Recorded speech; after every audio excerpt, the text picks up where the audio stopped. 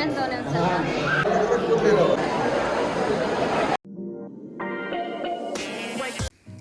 ಎಲ್ರಿಗೂ ನಮಸ್ಕಾರ. Welcome back to my YouTube channel Tiny Tales Kannada vlogs. ಎಲ್ಲರೂ ಹೇಗಿದ್ದೀರಾ? Hope you are all doing good.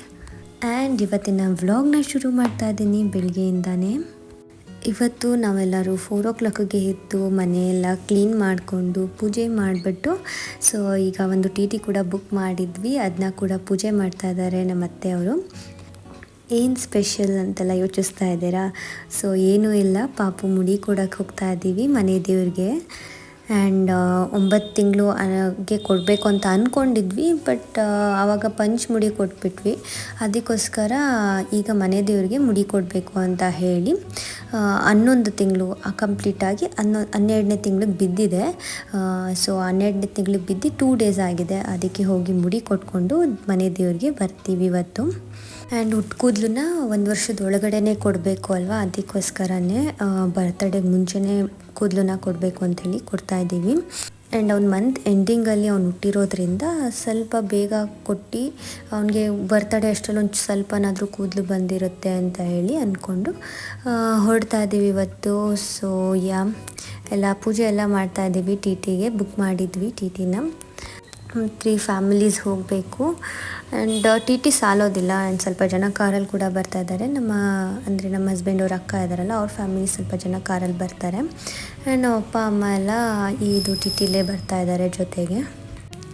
ಅವ್ರನ್ನ ಈಗ ಆನ್ ದ ವೇ ನಾವು ಹಂಗೆ ಹೋಗ್ತಾ ಪಿಕ್ ಮಾಡ್ಕೊಂಡು ಹೋಗಬೇಕು. ನಾವೆದ್ದು ಪೂಜೆ ಎಲ್ಲ ಮಾಡ್ತಾ ಇದ್ದೀವಿ. ಸ್ನಾನ ಎಲ್ಲ ಆಗಿದೆ ನಮ್ಮದು, ಬಟ್ ಪಾಪು ಇನ್ನೂ ಎದ್ದೇ ಇಲ್ಲ. ಅದಕ್ಕೋಸ್ಕರ ಒಂದೇನು ಸ್ನಾನ ಇವಾಗ ಇಲ್ಲಿ ಮಾಡಿಸೋದೇ ಬೇಡ, ಅಲ್ಲಿ ಹೋಗ್ಬಿಟ್ಟು ಬಿಸಿನೀರು ತೊಗೊಂಡು ಮಾಡಿಸಿದ್ರಾಯ್ತು. ಹೆಂಗೂ ಮುಡಿ ಕೊಡಬೇಕು, ಮುಡಿ ಕೊಟ್ಮೇಲೆ ಸ್ನಾನ ಮಾಡಿಸ್ಬೇಕಲ್ಲ ಅಂತ ಹೇಳಿ ಅಂದ್ಕೊಂಡಿದ್ದೀವಿ. ಆ್ಯಂಡ್ ನಾವು ಯಾವ ದೇವಸ್ಥಾನಕ್ಕೆ ಹೋಗ್ತಾ ಇದ್ದೀವಿ ಅಂತ ಹೇಳಲೇ ಇಲ್ಲ ಅಲ್ಲ. ನಾವು ಹೋಗ್ತಾ ಇರೋದು ಆದಿಚುಂಚನಗಿರಿ ದೇವಸ್ಥಾನಕ್ಕೆ. ಆ್ಯಂಡ್ ಅಲ್ಲಿರೋ ಕಾಲಭೈರವ ನಮ್ಮ ಮನೆ ದೇವರಾಗಿದೆ. ನಾನು ಪ್ರೀವಿಯಸ್ ವಿಡಿಯೋದಲ್ಲೂ ಕೂಡ ಹೇಳಿದ್ದೀನಿ ಅನಿಸುತ್ತೆ, ತೊಟ್ಲು ಶಾಸ್ತ್ರದ ಪೂಜೆ ವಿಡಿಯೋದಲ್ಲಿ, ದಟ್ ನಮ್ಮ ಮನೆ ದೇವರು ಕಾಲಭೈರವ. ಸೊ ಆ ದೇವರ ಸನ್ನಿಧಿಗೆ ಹೋಗಬೇಕಿವತ್ತು. ನಾವು ಹೋಗ್ತಾ ಇರೋದು ಭಾನುವಾರ, ಅದಕ್ಕೋಸ್ಕರ ಸ್ವಲ್ಪ ರಶ್ ಇರುತ್ತೆ ಅಲ್ವಾ, ಅದಕ್ಕೋಸ್ಕರ ಬೇಗ ಹೋಗಿ ಬರೋಣ ಅಂತ ಹೇಳಿ ಅಂದ್ಕೊಂಡಿದ್ದೀವಿ. ನಮ್ಮ ಮನೆಯಿಂದ ಚುಂಚನಗಿರಿ ದೇವಸ್ಥಾನಕ್ಕೆ ಆಲ್ಮೋಸ್ಟ್ 2 hour ಬೇಕಾಗುತ್ತೆ ಹೋಗೋದಕ್ಕೆ.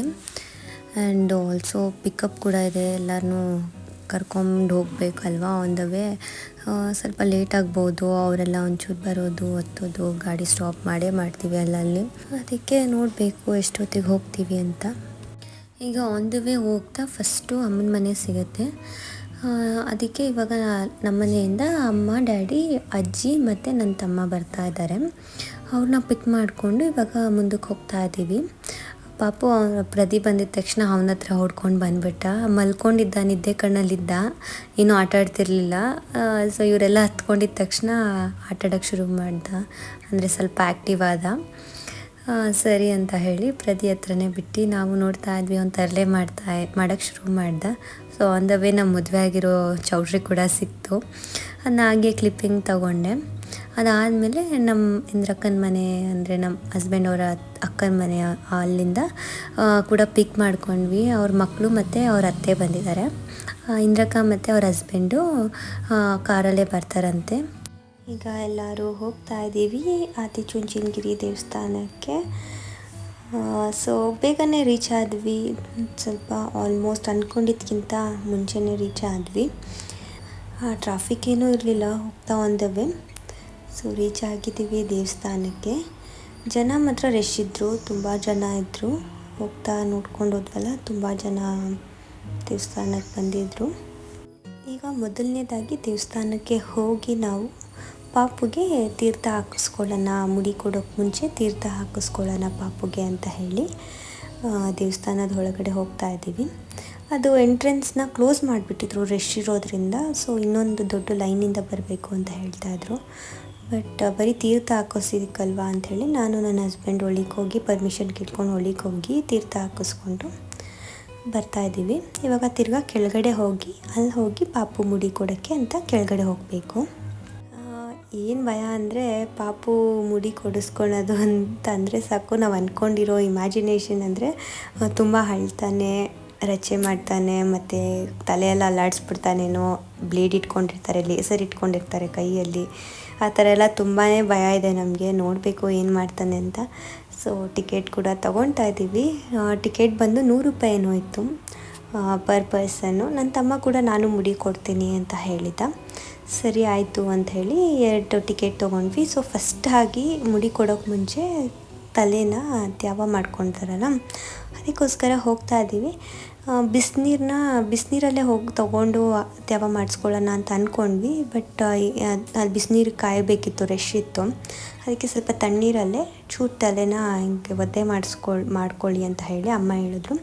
ಅದಕ್ಕೋಸ್ಕರ ಒಂಚೂರು ತಲೆನ ಒದ್ದೆ ಮಾಡ್ಕೊತಾ ಇದ್ದಾನೆ ಪಾಪು. ಆ್ಯಂಡ್ ನನ್ನ ತಮ್ಮ ಕೂಡ ಮುಡಿ ಕೊಡ್ತಾ ಇರೋದ್ರಿಂದ ಅವನು ಕೂಡ ತಲೆನ ಒದ್ದೆ ಮಾಡ್ಕೊತಾ ಇದ್ದಾನೆ. ಆಲ್ರೆಡಿ ಎಲ್ಲ ಮಕ್ಕಳು ಎಲ್ಲ ತಲೆ ಒದ್ದೆ ಮಾಡೋದಕ್ಕೆ ಅಳ್ತಾ ಇದ್ವು, ಅಕ್ಕಪಕ್ಕ ಮಕ್ಕಳೆಲ್ಲ. ಸೊ ಇವನು ಹಂಗೆ ಮಾಡ್ತಾನೇನೋ ಅಂತ ಅಂದ್ಕೊಳ್ತಾ ಇದ್ವಿ. ಬಟ್ ಏನೂ ಅಳ್ಳಿಲ್ಲ, ಸುಮ್ಮನೆ ಗಿಣಿ ಥರ ಕೇಳಿಸ್ಕೊತಿದ್ದ, ನಾವು ಮಾಡಿದ್ನೆಲ್ಲ ಮಾಡಿಸ್ಕೊತಾ ಇದ್ದ. ಆ್ಯಂಡ್ ಸೋದ್ರ ಮಾವ ಅಂದರೆ ನನ್ನ ತಮ್ಮ ತೊಡೆ ಮೇಲೆ ಕೂತ್ಕೊಂಡು ಮುಡಿ ಕೊಡಬೇಕಂತೆ, ಮೊದಲನೇ ಮುಡಿ ಕೊಡಬೇಕಂದಾಗ. ಆ್ಯಂಡ್ ಶಾಸ್ತ್ರದ ಪ್ರಕಾರ ಅದೇ ರೀತಿ ನನ್ನ ತಮ್ಮನೇ ಅವನ ತೊಡೆ ಮೇಲೆ ಕೂರಿಸ್ಕೊಂಡು ಮುಡಿ ಕೊಡಿಸ್ಕೊತಾ ಇರೋದು. ಆಮೇಲೆ ಸೋದ್ರ ಮಾವ ಪಾಪುಗೆ ಹೊಸ ಬಟ್ಟೆ ತರಬೇಕು. ನಾವು ಸೋದ್ರ ಮಾವನಿಗೆ ಅಂದರೆ ಪ್ರದಿಗೆ ಹೊಸ ಬಟ್ಟೆ ತಗೊಬೇಕು. ಸೊ ನಾವು ಹೊಸ ಬಟ್ಟೆ ತೊಗೊಳ್ಲಿಲ್ಲ, ಸುಮ್ಮನೆ ಕಾಣಿಕೆ ರೀತಿ ಕಾಸು ಕೊಟ್ಬಿಡೋಣ, ಸೈಜೆಲ್ಲ ಗೊತ್ತಾಗಲ್ಲ, ಅವ್ನಿಗೆ ಇಷ್ಟ ಆಗಲ್ಲ ಬಟ್ಟೆ ನಾವು ತರೋದು ಒಂದೊಂದು ಸತಿ ಅಂತ ಹೇಳಿ ಸುಮ್ಮನೆ ಕಾಸು ಕೊಟ್ಬಿಟ್ವಿ. ಆದರೆ ಅಮ್ಮ ಮಾತ್ರ ಪಾಪುಗೆ ಬಟ್ಟೆ ತಂದಿದ್ರು ಒಂದು ಜೊತೆ. ಸುಮ್ಮನೆ ಕುತ್ಕೊಂಡ್ಬಿಟ್ಟಿದ್ದ ಮುಡಿ ತೆಗಿಬೇಕಂದಾಗ. ಬೇರೆ ಟೈಮಲ್ಲಿ ಏನಾದರೂ ಆ ಥರ ಕೆನ್ನೆ ಎಲ್ಲ ಹಿಡ್ಕೊಂಡ್ಬಿಟ್ರೆ ಅದನ್ನ ಬಿಡಿಸ್ಕೊಳ್ಳೋ ತನಕ ಬಿಡ್ತಾ ಇರಲಿಲ್ಲ. ಕೈಯೆಲ್ಲ ಹಿಡ್ಕೊಂಡು ಹೇಳ್ಕೊತಿದ್ದ, ಏನಕ್ಕೆ ಇಟ್ಕೊಂಡಿದ್ದೀರಾ ಅಂತೆಲ್ಲ ಇದು ಮಾಡ್ತಿದ್ದ, ಪ್ರೊಟೆಸ್ಟ್ ಮಾಡ್ತಿದ್ದ. ಬಟ್ ಇವತ್ತೇನೋ ಗೊತ್ತಿಲ್ಲ, ಸುಮ್ಮನೆ ಕುತ್ಕೊಂಡು ಮುಡಿ ಅವ್ರು ತೆಗಿತಾಯಿದ್ರೆ ಅವ್ರನ್ನೇ ನೋಡ್ಕೊಂಡು, ಅವ್ರ ಮುಖ ನೋಡಿಕೊಂಡು ಹೆಂಗೆ ತೆಗಿತಾ ಇದ್ದಾರೆ ಆ ಥರ ನೋಡಿಕೊಂಡು ಸುಮ್ಮನೆ ಕುತ್ಕೊಂಡ್ಬಿಟ್ಟಿದ್ದ. ನಮಗೆ ಶಾಕ್ ಆಗೋಯ್ತು, ಏನಿದು ಇಷ್ಟು ಸೈಲೆಂಟಾಗಿ ಕೂತಿದ್ದಾನೆ ಇವತ್ತು ಆ ಥರ, ಏನೋ ಗೊತ್ತಿಲ್ಲ. ಬಟ್ ತುಂಬ ಚೆನ್ನಾಗೇ ಕೂತ್ಕೊಂಡು ದೊಡ್ಡವ್ರ ರೀತಿ ಕೊಡಿಸ್ಕೊಂಡ ಮೊದಲನೇ ಮುಡಿನ. ಆ್ಯಂಡ್ ಅಕ್ಕಪಕ್ಕದಲ್ಲಿ ಮಕ್ಕಳೆಲ್ಲ ಎಷ್ಟು ರಚೆ ಮಾಡ್ತಿದ್ವು ಅಂದರೆ ಎಷ್ಟು ಜೋರಾಗಿ ಅಳ್ತಾ ಇದ್ವು. ಆ ಮಕ್ಕಳನ್ನೆಲ್ಲ ನೋಡ್ತಾ ಇದ್ವಿ. ಲೈಕ್ 2-3 ಜನ ಎಲ್ಲ ಹಿಡ್ಕೊಂಡಿದ್ದಾರೆ, ಹಂಗೂ ರಚೆ ಮಾಡಿಕೊಂಡು ಜೋರಾಗಿ ಅಳ್ತಾ ಇದ್ದಾವೆ. ಅದು ಸೌಂಡ್ ಆಡಿಯೋ ಹಾಕ್ತೀನಿ ನೋಡಿ.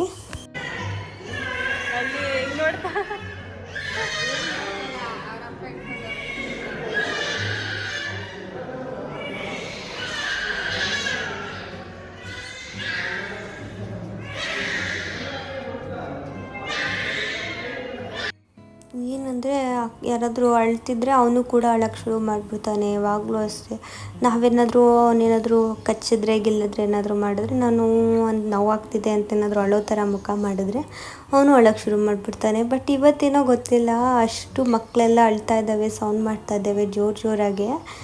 ಆದರೂ ಇವನೇನು ನನಗೆ ಗೊತ್ತೇ ಇಲ್ಲ ಅನ್ನೋ ಥರ ಸುಮ್ಮನೆ ಕುತ್ಕೊಂಡಿದ್ದ.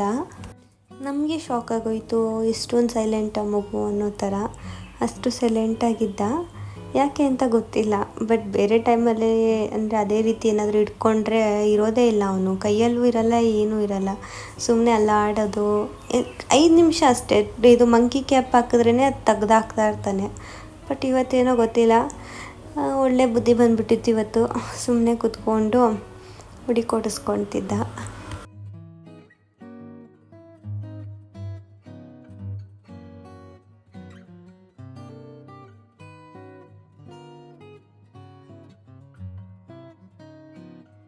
ಮುಡಿ ಆದಮೇಲೆ ಪಾಪು ಕೈಯಲ್ಲಿ ಕಾಣಿಕೆ ಕೊಡಿಸ್ತಾ ಇದ್ದಾರೆ.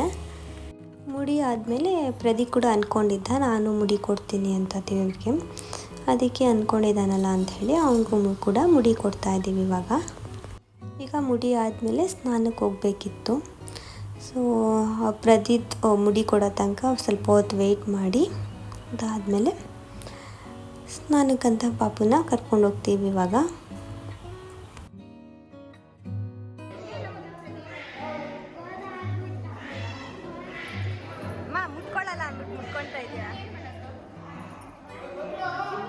ಬಿಸಿನೀರು ವ್ಯವಸ್ಥೆ ಕೂಡ ಇತ್ತು. ಪಾಪುಗೊಂದು ಬಕೆಟ್ ಬಿಸಿನೀರು ತೊಗೊಂಡ್ವಿ. ಆ್ಯಂಡ್ ನಾನು ತಣ್ಣೀರಲ್ಲೇ ಸ್ನಾನ ಮಾಡ್ಕೊತೀನಿ ಅಂತ ಹೇಳಿ ಸ್ನಾನ ಮಾಡ್ಕೊತಾನಂತೆ ತಣ್ಣೀರಲ್ಲೇ.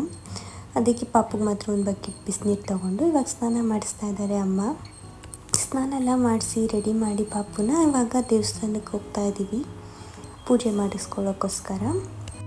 ಮುಡಿಯೆಲ್ಲ ಕೊಟ್ಬಿಟ್ಟು ಬರೋ ಅಷ್ಟರಲ್ಲಿ ಲೇಟಾಗಿ ಹೋಗ್ಬಿಟ್ಟಿತ್ತು. ಅಂದ್ಕೊಂಡಂಗೆ ಜನ ರಶ್ ಆಗಿಬಿಟ್ಟಿದ್ರು, ತುಂಬ ಜನ ಇದ್ದರು. ಲೈಕ್ ಲೈನಲ್ಲೆಲ್ಲ ನಿಂತು ಹೋಗ್ತಾ ಇದ್ವಿ ತುಂಬ.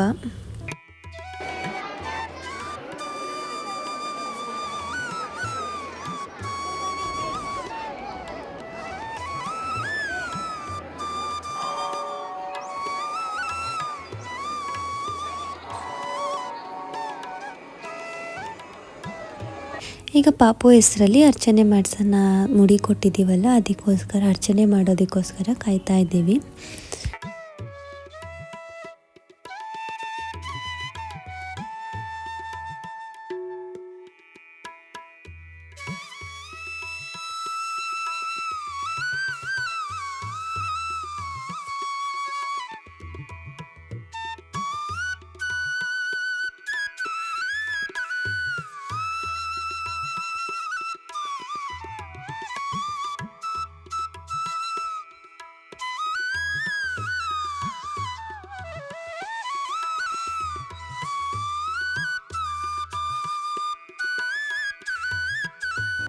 ದೇವಸ್ಥಾನ ಸ್ವಲ್ಪ ರಶ್ಶೇ ಇತ್ತು, ಆದರೂ ದರ್ಶನ ಎಲ್ಲ ತುಂಬ ಚೆನ್ನಾಗೇ ಆಯಿತು. ಪ್ರಸಾದಕ್ಕೆ ಹೋಗೋಣ ಅಂತ ಅಂದ್ಕೊಂಡ್ವಿ, ಬಟ್ ನಾವು ಕೂಡ ಪ್ರಸಾದನ ತಂದಿದ್ವಿ. ಅದಕ್ಕೋಸ್ಕರ ನಾವು ಫಸ್ಟ್ ಪ್ರಸಾದನೆಲ್ಲ ಹಂಚಿ ಅದಾದಮೇಲೆ ನೋಡೋಣ, ಟೈಮ್ ಇದ್ದರೆ ಬರೋಣ ಪ್ರಸಾದಕ್ಕೆ ಅಂತ ಹೇಳಿ ಅಂದ್ಕೊಂಡ್ವಿ. ಈಗ ಕೆಳಗಡೆ ಹೋಗ್ಬಿಟ್ಟು ಪ್ರಸಾದನ ಹಂಚ್ತಾ ಇದ್ದೀವಿ ಎಲ್ಲರಿಗೂ ಕೂಡ.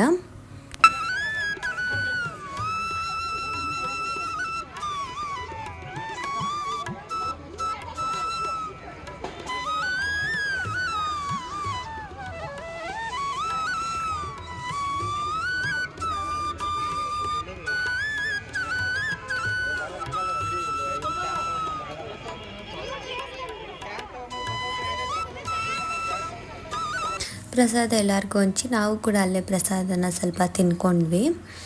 ಬೆಳಗ್ಗೆಯಿಂದ ಟಿಫನ್ ಕೂಡ ತಿಂದಿರಲಿಲ್ಲ, ಸೊ ಸ್ವಲ್ಪ ಹೊಟ್ಟೆ ಹಸಿತಿತ್ತು ಅಂತ ಅಲ್ಲೇ ತಿನ್ಕೊಂಬಿಟ್ವಿ. ಈಗ ಹೋಗಿ ಬೆಟ್ಟದ ಕೆಳಗಡೆ ಪೂಜೆ ಮಾಡಬೇಕು. ಇದನ್ನ ಧೂಪ ಹಾಕಿ ಊದ್ಕಡ್ಡಿ ಹಚ್ಚಿ ಕರ್ಪೂರ ಹಾಕಿ ಎಲ್ಲ ಮಾಡ್ತೀವಿ, ಅರಿಶಿನ ಕುಂಕುಮ ಎಲ್ಲ ಹಾಕಿ ಪೂಜೆ ಮಾಡ್ತೀವಿ.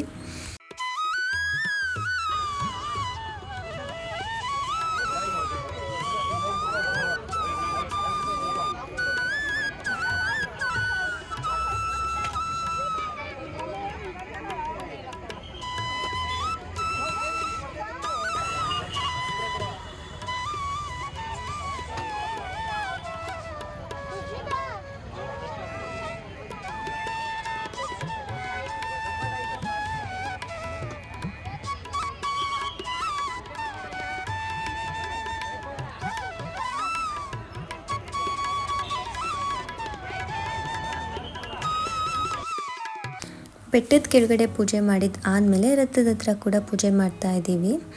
ನಾವು ಈ ರೀತಿ ಪ್ರತಿ ಸತಿನೂ ದೇವಸ್ಥಾನಕ್ಕೆ ಬಂದಾಗ ಪೂಜೆ ಮಾಡಿಕೊಂಡೇ ಹೊರಡೋದು. ಪಾಪುನ ಕೂಡ ಜೊತೆಗೆ ಕರ್ಕೊಂಡು ಬಂದಿದ್ವಿ, ಬಟ್ ಸಿಕ್ಕಾಪಟ್ಟೆ ಬಿಸಿಲಿತ್ತು ಅಂಥೇಳಿ ನನ್ನ ಹಸ್ಬೆಂಡ್ ಅವ್ರ ಅಕ್ಕ ಇಂದ್ರಕ್ಕ ಅವರು ಕರ್ಕೊಂಡು ಹೋದರು ರಿಟರ್ನ್ ಪಾಪುನ. ಆ್ಯಂಡ್ ತುಂಬ ಬಿಸಿಲಿತ್ತು, ತಲೆಯೆಲ್ಲ ಸುಡ್ತಿತ್ತು ಅಂಥೇಳಿ ಅವರು ಪಾಪುಗೆ ಮುಡಿ ಬೇರೆ ಕೊಟ್ಟಿದ್ದೀವಿ, ಜಾಸ್ತಿ ತಲೆ ಸುಡುತ್ತೆ ಈಗ ಅಂಥೇಳಿ ಪಾಪುನ ರಿಟರ್ನ್ ಕರ್ಕೊಂಡು ಹೋದರು. ಸೊ ನಾವು ಪೂಜೆ ಮುಗಿಸ್ಕೊಂಡು ಇವಾಗ ಹೊರಡ್ತಾ ಇದ್ದೀವಿ ಅಲ್ಲಿಂದ. ಆ್ಯಂಡ್ ಟಿಫನ್ ಕೂಡ ಆವಾಗಲೇ ಆಗಿತ್ತು. ಆ್ಯಂಡ್ ಸಿಕ್ಕಾಪಟ್ಟೆ ಬಿಸಿಲಿತ್ತಲ್ಲ, ಬಾಯಿ ಒಣಗ್ತಿತ್ತು ಅಂಥೇಳಿ ಜ್ಯೂಸ್ ಏನಾದರೂ ಕುಡಿಯೋಣ ಅಂಥೇಳಿ ಅಲ್ಲೇ ಹೋಟ್ಲಿಗೆ, ನಿಯರ್ ಬೈ ಹೋಟ್ಲಿಗೆ ನಿಲ್ಲಿಸಿದ್ದೀವಿ. ಅಲ್ಲಿ ಇವಾಗ ಎಲ್ಲರೂ ಜ್ಯೂಸು ಅದು ಇದು ಏನಾದರೂ ಕುಡ್ಕೊಳ್ಳೋಣ ಅಂಥೇಳಿ ಸ್ಟಾಪ್ ಮಾಡಿದ್ವಿ. ಪಾಪು ಡಿಫ್ರೆಂಟಾಗಿ ಕಾಣಿಸ್ದಕ್ಕೆ ಶುರು ಆಗ್ಬಿಟ್ಟ. ಮುಡಿ ಕೊಟ್ಟಿದ ತಕ್ಷಣ ಬೇರೆ ಥರನೇ ಕಾಣಿಸ್ತಾ ಇದ್ದಾನೆ.